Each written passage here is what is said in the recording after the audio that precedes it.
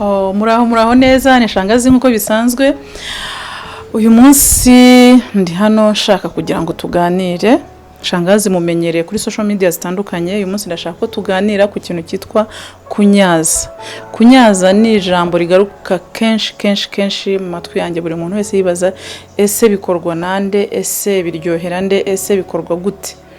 So uyu munsi rero ngiye kubasobanurira, ariko impamvu nyamukuru itumye mfata umwanya wo gusobanura iki kintu, murabona turi muri ibi bihe bya lockdown, aho ubundi twajyaga duhura gake gashoboka, buri muntu yiriwe muri gahunda z'akazi, tugahura mu kagoroba, ariko uyu munsi wa none turi kubana umugore n'umugabo amasaha 28. Iki kibazo rero bari kukibazaho kenshi. Kunyaza bikorwa nande, bikorwa gute, biryohera nde? Niyo mpamvu ufashe umwanya kugira ngo uyu munsi muri iyi minsi ya lockdown sobanure kuri iki gikorwa cyo kunyaza. Karibu tubahaye ikaze.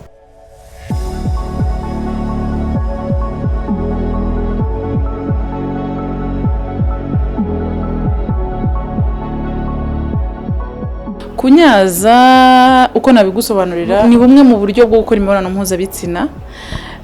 Umugabo ni unyaza, umugore akanyazwa. Uburyo kibikorwamo rero, umugabo afata igitsina cye akagikoza ku gice cyo hejuru cy'igitsina cy'umugore, umugore akishima, ubundi akavubura amavangingo.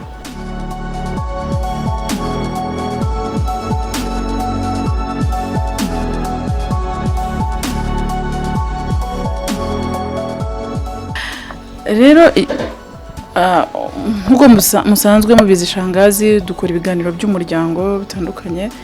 Uyu munsi wa none nahisemo kuvuga kuri iki kintu cyo gukora imibonano mpuzabitsina bitewe n'ibihe turimo bya lockdown.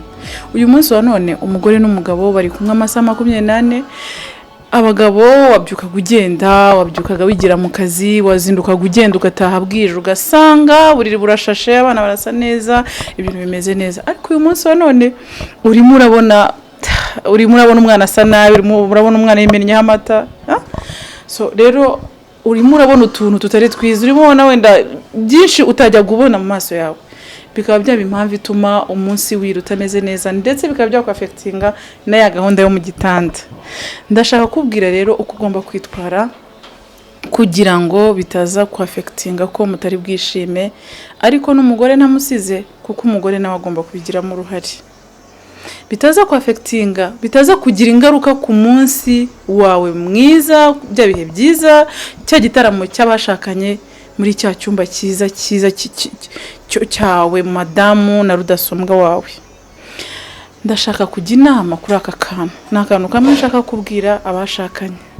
Wowe mugore n'umugabo, niba mufitanye, niba hari utuntu ubonye tutagenze neza ku mudamu wawe, birangire muri ako kanya ubibonye, gerageza umukominike muri ya masaha. Ikibazo ako kantu katagenze neza kuri we utishimiye, karangirane na cyagiye kabaye. Ibyo bizagufasha ko we nawe muri burangizanya akabazo, mukaza kugera mu cyumba cyanyu kibanga, ibibazo byakemutse. Ikindi nanone ndashaka kugira inama abashakanye. Nukuri umugore n'umugabo muri kiriya cyumba kibanga cy'ibirori by'urugo, cya cyumba cyo kuruhukiramo, cya cyumba cyiza, murindu wari we wese. Icyumba cy'umugore n'umugabo ntabwo kigibwamo n'uwari we wese, ni icyumba cyanyu mwe babiri. Ikira cyumba rero ntabwo ari mu rukiko, ntabwo ari icyumba kigarukamo bimwe wiriwemo, bimwe mwashwaniye, bimwe byo mu mezi 3 yashize. No, ni icyumba mugomba kucyubaha, kikaba icyumba cyo kwishimiramo, kikaba icyumba cyo kuruhukiramo. Ari naho bizafasha ko cya gikorwa cy'imibonano mpuzabitsina kizagenda neza. Ari naho haziramo ya ngingo yo kunyazwa. Ese mada wanyazwa neza ufite umushiha? Ese mugabo mu rugo washobora kunyaza umugore wawe utamwishimiye, utamufitiye envie, utamufitiye wumva utamukeneye, kubera ko wakomeje kubika mu mutwe bya bindi wirirangwe nabyo, bya bindi by'ameza ngahe yashize? Birakwiriye se ko wagera mu cyumba cyawe cyo kuruhukiramo ugifite bya bintu wirirangwe? Oya, ntago bikwiriye. Rero icyo nabagiraho inama ni icyo cyo kugira ngo mubisiga hanze y'icyumba, mwinjire mu nzu, mu cyumba cyanyu muri utunyange rwose mwererana ku mitima, ubundi mwishime mutarame, inka muzigabe, mbega ibirori bigende neza. Aho rero niho navuga nti natangira nka kwigisha se icyo gikorwa cy'imibonano mpuzabitsina muri iyi minsi ya lockdown cyakorwa gute kugira ngo umugore n'umugabo impande zombi mwishime. Ariho haziramo no kukwigisha ese wanyaza umugore wawe, ese mama we wakwishima ute muri cya gihe kugira ngo ufashe umugabo wawe kugira ngo ibirori by'urugo bigende neza, wakwitwara ute. Ahanga ngiye kubafasha mbasobanurire, ariko nanone ndimo ndabona message nyinshi muri iyi minsi ya lockdown barimo barambaza se Shangazi, njyewe ntabwo ndangiza, Shangazi ntabwo ndamenya ngo barangiza bate. Mu muco wacu nk'abanyafrika uretse ko birimo birasakara bikagera no mu bindi bihugu by'amahanga, umuco wo kunyaza ni umuco mwiza cyane. Hari igihe umugabo abana n'umugore we ariko atazi ese ni ubuhe buryo yakoresha kugira ngo umugore we arangize, kandi mu by'ukuri wenda umugore wawe ashobora kuba arangiza muri cya gihe wamunyajeje kandi utazi ngo kunyaza bikorwa gute. Gerageza ugire communication imeze neza muri cya gihe cy'igikorwa cy'imibonano mpuzabitsina, mu communique muvugane. Umugore kandi nawe badamu mwige kubuja muvuge, usobanura umugabo wawe wishimira, usobanura aho uryoherwa. Deja nibigera ni kuri ya point niwe wishimira mu kunyazwa, umubwire umusobanurire. Mugabo nawe ba flexible, iyoroshye, wibifata nk'ibintu by'intambara. Dore ko maze iminsi numva ngo umugore wanjye ngo asigaye avuga ngo ininda, no, agomba kukubera umugore mwiza ugusobanurira aho yishimira, nibwo ibirori by'urugo bigenda neza. Ese birakwiye ko umugabo akwiye gukora imibonano mpuzabitsina akarangiza umugore atarangije? No, ntabwo bikwiye. Kora ibishoboka byose ukora imibonano neza inyuze impande zombi. Iyo urangije umugore wawe agasigara atarangije ni ikibazo.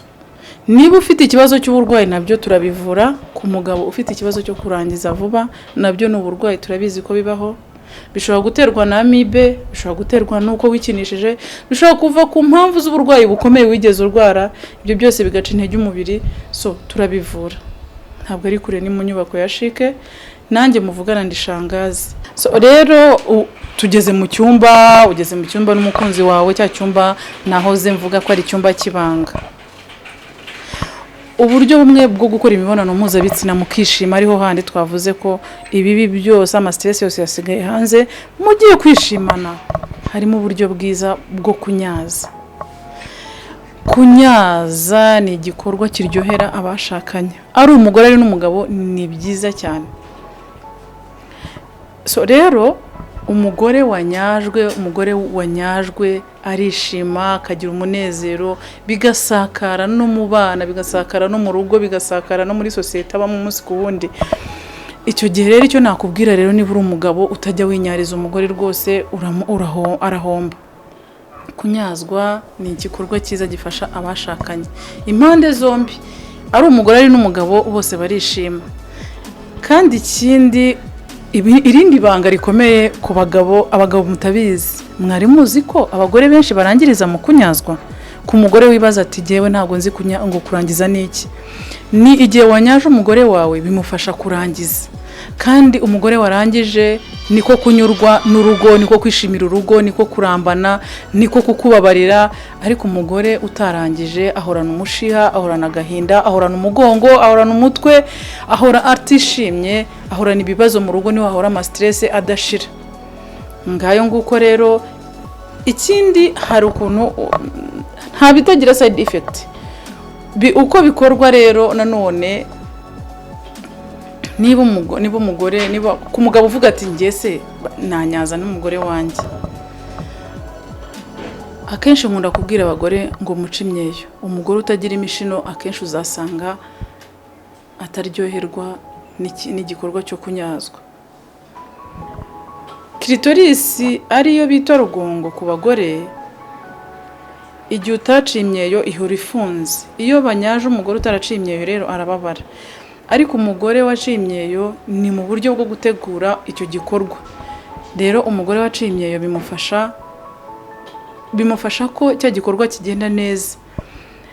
Umugabo kugira ngo akore icyo gikorwa cyo kunyaza umugore, hari urwo rugingo rwo hejuru ari rwo bita clitoris cyangwa rugongo, niho umugabo afata igitsina cye akagikoza kuri ya clitoris. Gake gake mwabagabo, gahoro bizabafasha kwishima. Nta mpamvu yo gushyiramo ingufu, ni gake gake.